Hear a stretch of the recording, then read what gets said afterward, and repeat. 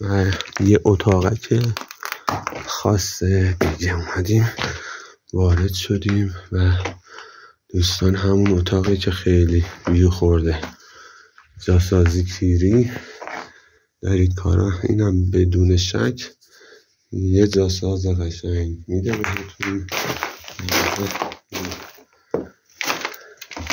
دست نکنید، اینه جوغن اصلی تو دیواره اینه. این همچین کاری ما هیچ جای این دهات نداریم، هیچ.